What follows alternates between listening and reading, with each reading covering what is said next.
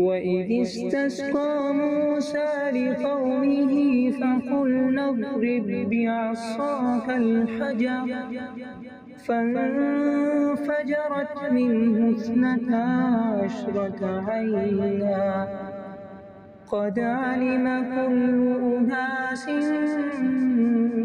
مشربهم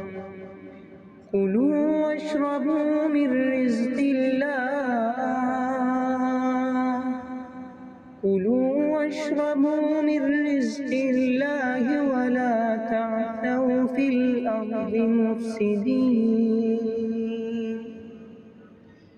وإذ قلتم يا موسى لن نصبر على طعام واحد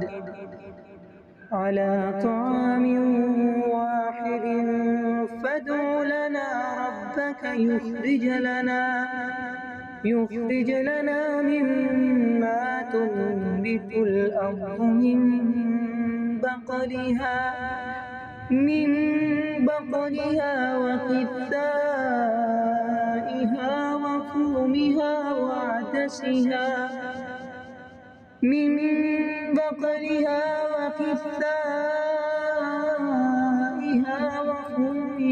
وعدسها وبصلها قال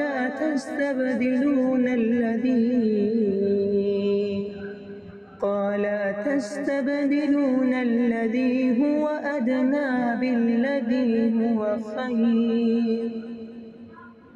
اهبطوا مصرا فإن لكم ما سألتم وضربت عليهم الذلة والمسكنة وباءوا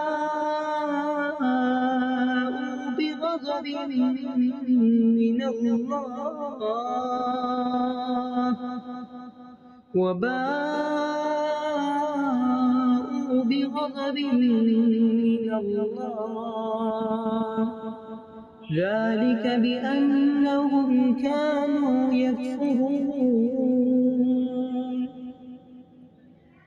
ذلك بأنهم كانوا يكفرون بآيات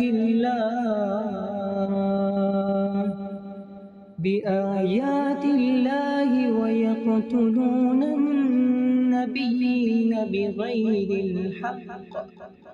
ذلك بما عصوا وكانوا يعتدون